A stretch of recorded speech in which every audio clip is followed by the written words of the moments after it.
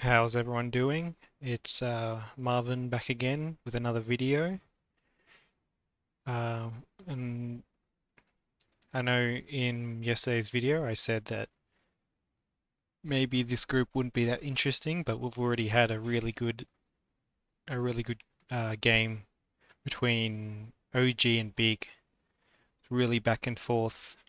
As you can see, two 16-14 games. Bit of a blowout on Inferno, but overall very enjoyable game to watch. And today we'll be watching Niko, the new addition to the OG roster, dropping MBK. And what's most interesting is that he had a really good T side. And T side is generally the harder side when you're joining a new team.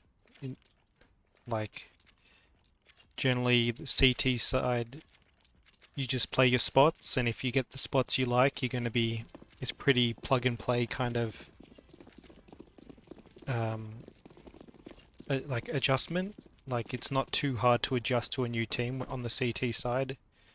Well, that's the general consensus anyway, and it kind of makes sense because there isn't so much tactically you need to do on the CT side. Like a few protocols and rotations and that sort of thing. Full blind, does he get any? No. But yeah, overall, yeah, really impressed with the performance on the T side. And overpass generally considered one of the more CT favoring maps. So I know that they've played a few maps together in the DreamHack. I didn't watch any of that, but so I don't really know how that went. But just from watching the ESL Pro League, watching this game, I thought that he fitted in quite nicely. So full eco after the pistol round loss. And dead to season.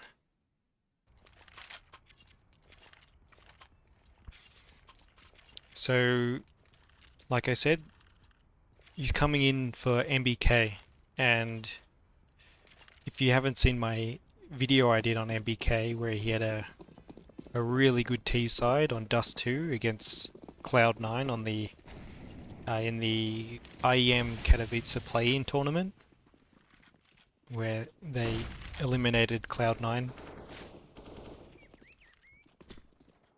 and MBK had a really like crazy performance.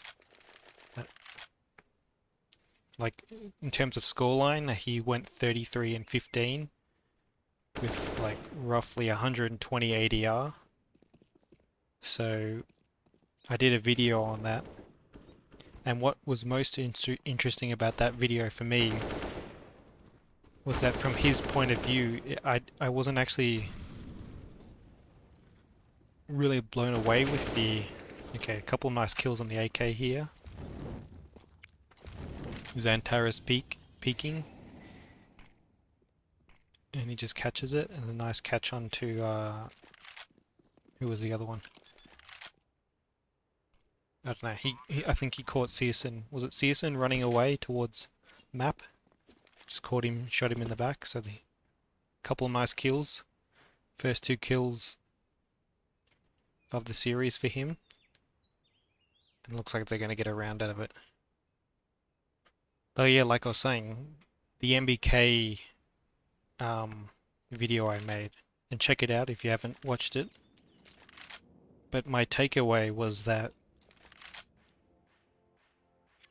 like I wasn't blown away with the from like his point of view, it didn't seem like a crazy game in terms of impact. Like I think the scoreline really favored him, and it wasn't as representative in terms of impact, his scoreline.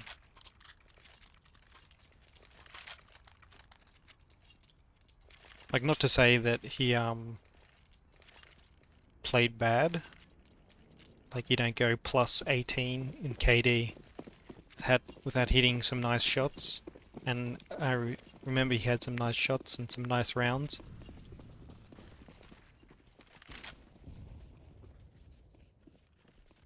But I seem to remember there was a fair few eco frags and eco spray downs. And like if that's like it was generally, I think it'd be considered a bit of an overperformance from MBK. I mean, they stomped them on the T side. It was like 12-3 or 13-2 T side, so that's a crisp headshot. Just like first bullet straight into the head. So he was kind of pre-aiming the connector and then just a really fast adjustment and first bullet accuracy headshot. And that was the thing I kind of noticed about Niko in Heroic, is that he had really crisp first bullet accuracy.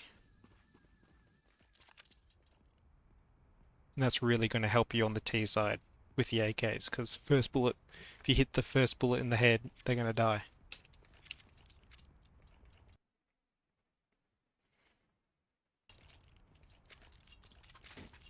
So it will be interesting to see what kind of role he kind of fits in. Will he be taking the MBK entry role? That's what we learnt when we watched the MBK on Dust 2, is that he was constantly in the entry pack along with Alexi B. They were the two kind of space creators on the map. So will we see Niko fill a similar kind of role? And unlucky there, double naded. Not much you can do about that on the eco.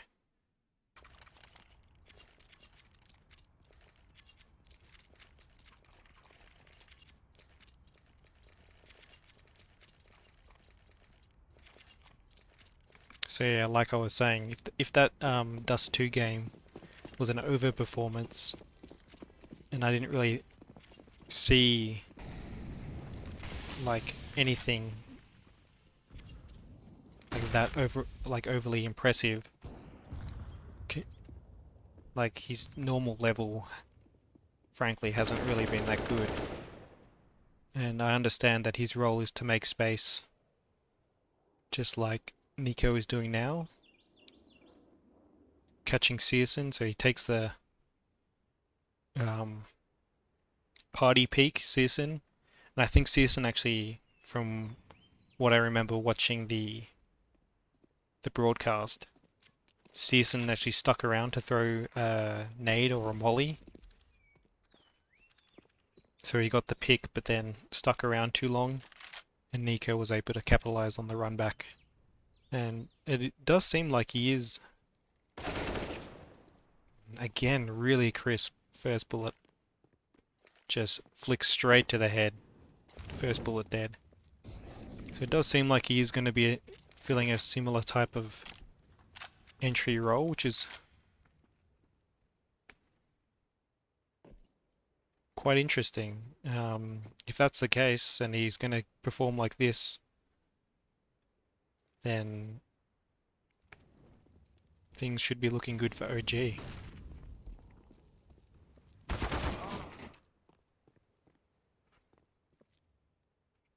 And remember this round as well, Tabson caught an insane timing and just flanked the two guys long the whole way.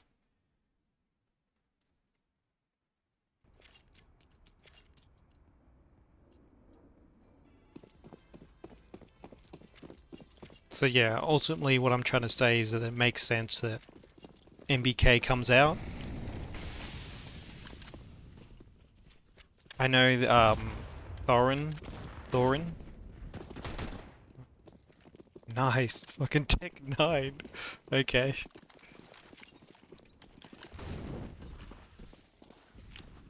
Yeah, sometimes the Tech 9 is nuts, but mostly I feel like it's terrible. But that was pretty crisp with the Tech 9. Yeah, Thorin, he made a video about how he thought Issa should be the one to go. He didn't really, he made some convincing arguments, mainly what he was saying is that he didn't really see him as some kind of cerebral thinking, really smart player, just more of a fragger who doesn't really frag. So he thought maybe Issa should be the one to go. But I think they made the right call with MBK.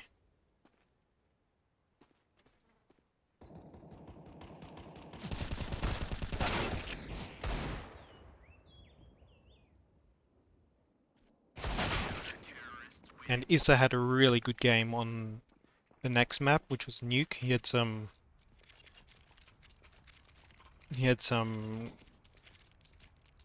really nice ramp holes. He's the ramp player at Nuke, which is a really critical part of the defense on Nuke. And sometimes it's pretty rough, especially for your stats, because you feel like they never come ramp, and when they do come ramp, like you either hold it with a multi-kill spray down or you gotta fall back and give it up. And it can be quite a tricky spot to play on CT side Nuke, and teams are getting really good at kind of punishing the ramp player. And to that point, seems like JKS on complexity has switched with config. So JKS is no longer the ramp player, even though he played ramp for when he was on his old team, the Australian lineup, 100 Thieves / Renegades. He was always the ramp player, but now he switched with config as the mini player. So that just really goes like, and a lot of people were really criticizing his performance, and you can't really be underperforming as a ramp player. So maybe Issa might be upgraded in the future as well, or if he continues to hold his level, which he performed today, maybe he stays in, you know.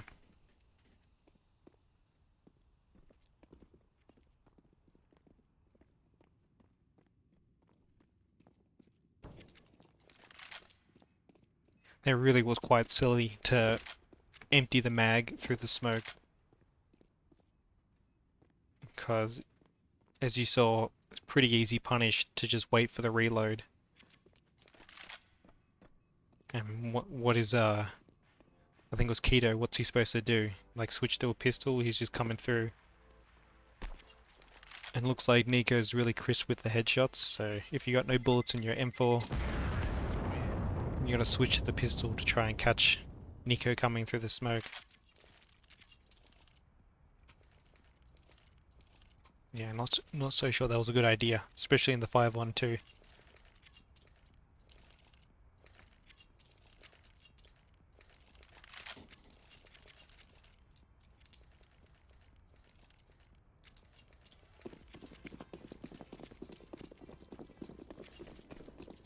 But I recommend you watch this game back if you haven't seen it, even though I've kind of spoiled the result.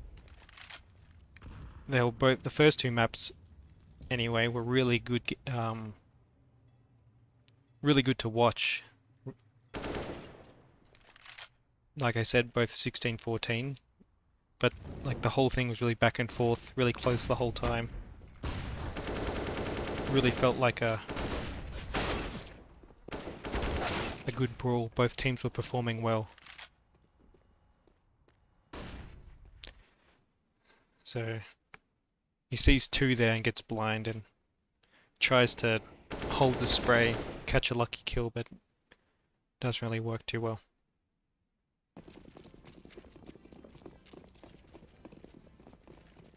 7-2 now.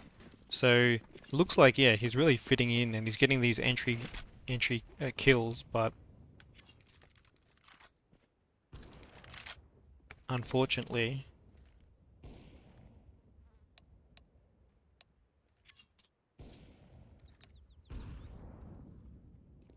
oh yeah, there's one thing is that there was heaps of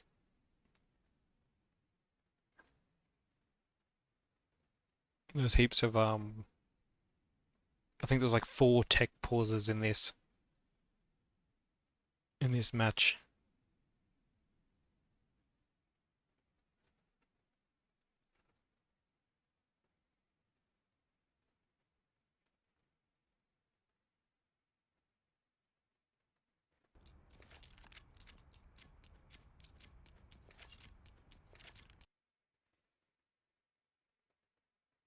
I'll see if I can just ah. Did that help? Or are we gonna have to fast forward the whole thing again?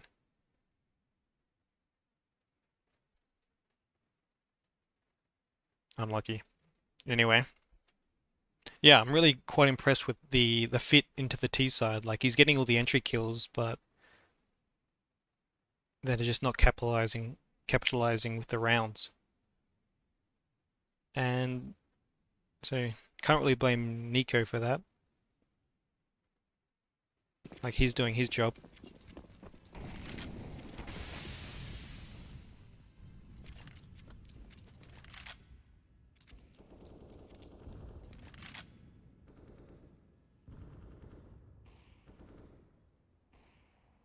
But it does end up being a decent T side in the end. I think maybe an 8-7 or something. Like I said, it was pretty close the whole way, both games.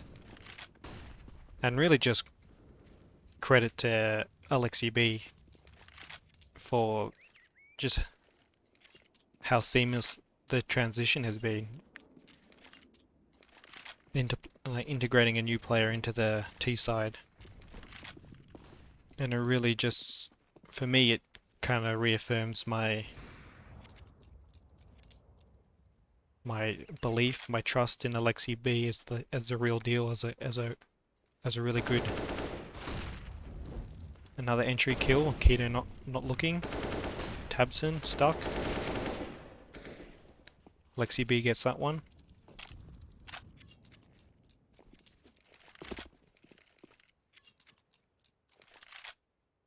Yeah, as Alexi B is like just a really good in-game leader. He just constantly seems to be making the right calls.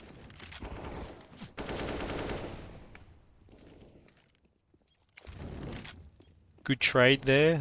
That he was kind of like using the util, staying safe. But when Alexi died, a good trade onto the player on the side. Like a good spacing, not peeking straight away, so that kind of makes the guy on the site really have to commit to the angle because they're getting split onto the site from short and long. So you don't really want to be too quick onto the on the trade. You want to have some good spacing so you can't get like sprayed down for a multi-kill. You want to really make it hard on the player defending from the site. And I know that seems like quite a small thing to pick up on, but it really makes a difference, and that kind of just awareness really separates the good players from the bad.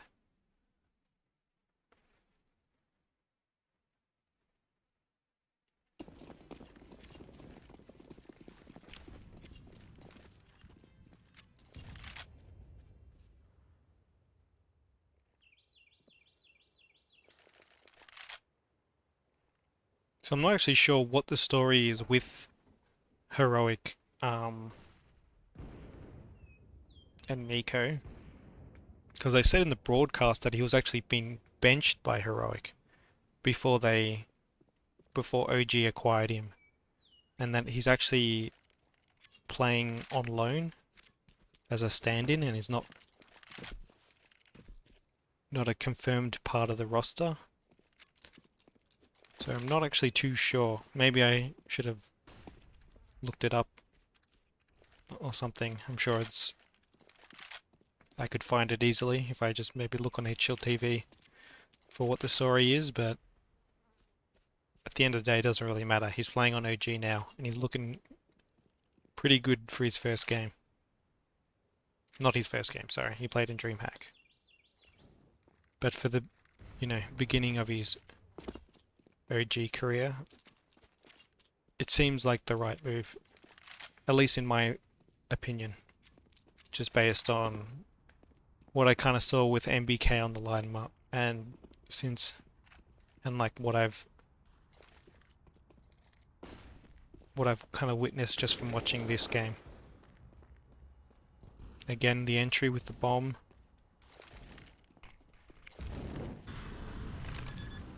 Is he going to get the plant? Yes. I mean, plant is good for the 3v1. They just had pistols, so it looked like Valde dropped again, so unlucky.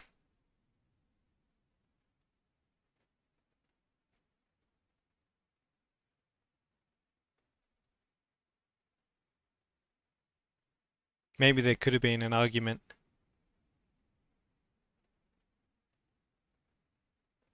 that they should have kind of won 2-0 because they've been quite unlucky in this, just in terms of tech issues for this map.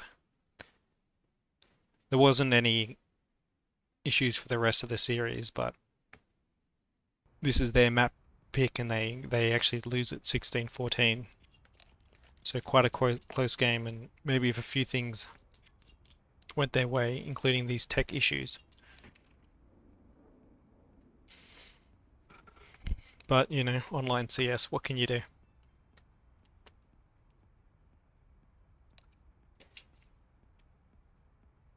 He's back and we're still pausing. What's going on here?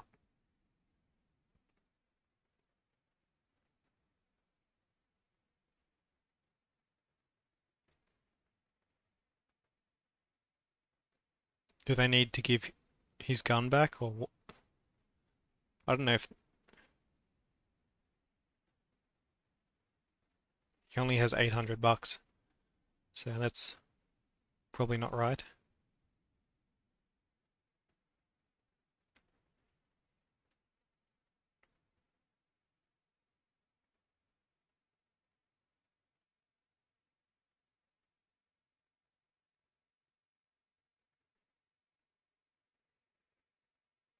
Oh my god.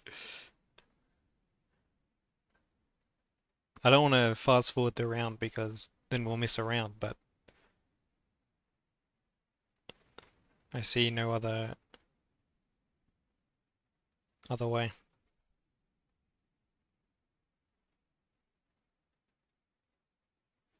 Oh well, at least Alexi B looks like he's having fun spinning around.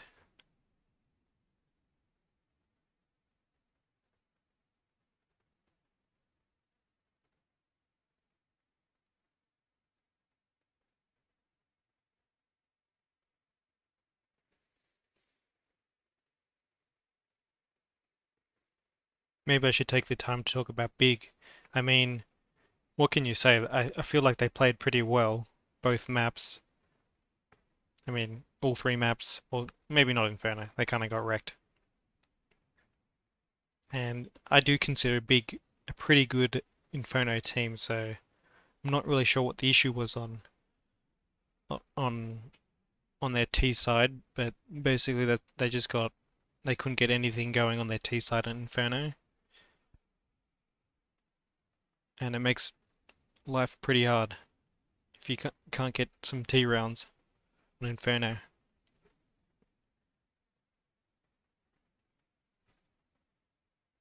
But overall, I think they played well. Tabson played well, in my opinion. Searson always, like, he's pretty well established, good player now. Like, he always seems to perform,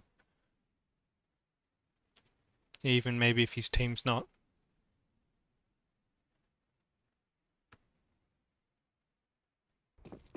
And finally, we're back.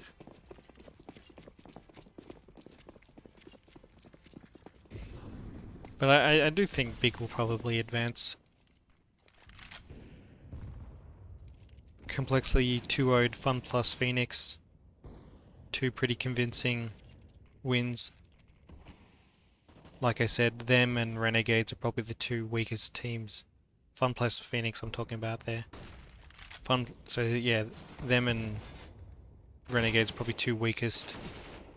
Alexi's going to run through the smoke with the Mach 10 and he gets the entry, nice. And gets blocked trying to follow his leader in, but when he just gets the entry with the Mach 10, no worries.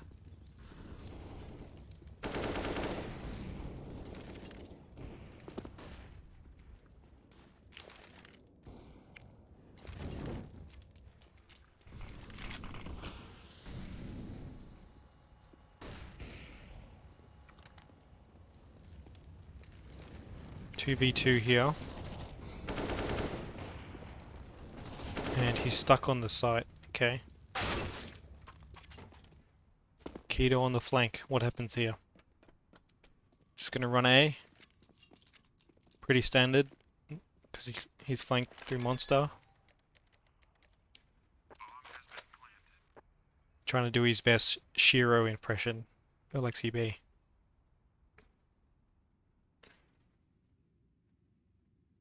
I mean, Shiro is a lot more impressive with the 1v3, and I think he only had like...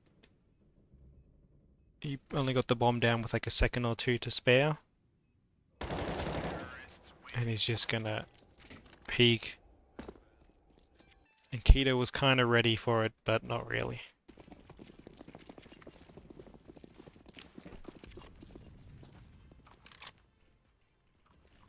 Okay.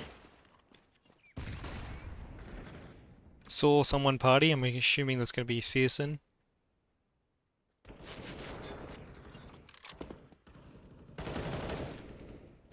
Another entry frag.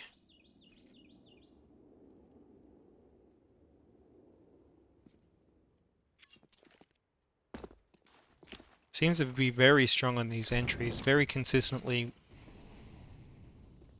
able to make space for his team and quite invaluable. I think they were on eco. I wasn't quite keeping track of the money with all these pauses and everything.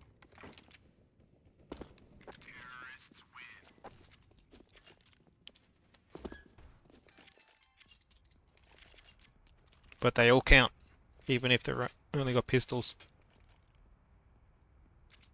8-5 now.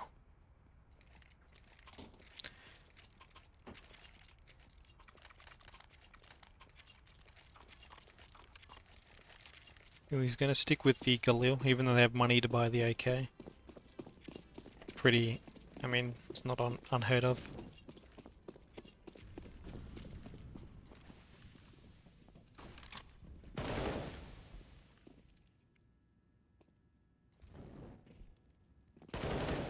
You know, prioritize future rounds. You can pick up an AK if his team dies, or he can just get the entry frag on the no helmet M4 player. So it's all good, and that's why you keep the Galil. That's why you don't buy the AK.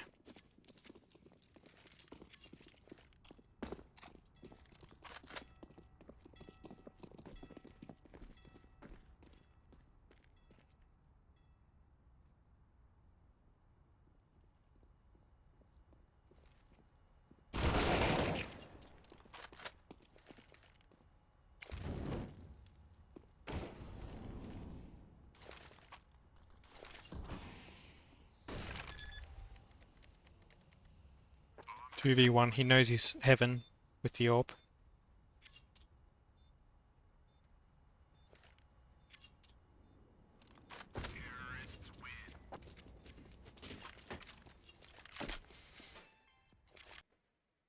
Man, who's just gonna win the fight anyway? Last round.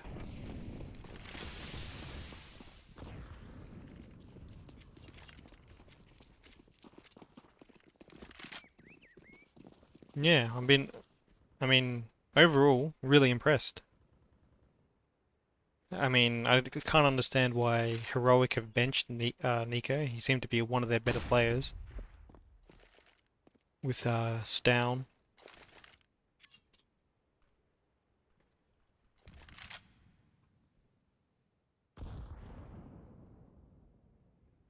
So, good trade there. They're just on low buy deagles and scouts and stuff. Like, I know Heroic haven't been performing as well as they have been as of late, so maybe they're just trying to make a change, trying to change things up.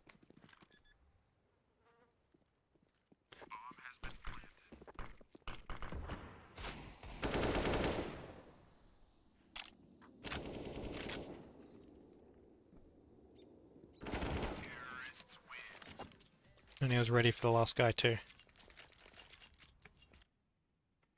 Well, 15 kills on the T side. A killer round for your T side on your new team. It's definitely going to win you some favors amongst the team. But it's probably been quite a long video, so we'll leave it there because of the tech pauses and everything. So hope you enjoyed the video, and I'll definitely be watching more of the Pro League and making videos on things I find interesting. So subscribe if you want to continue to see videos like this, and I'll stay tuned, I guess. They'll be coming. So yeah.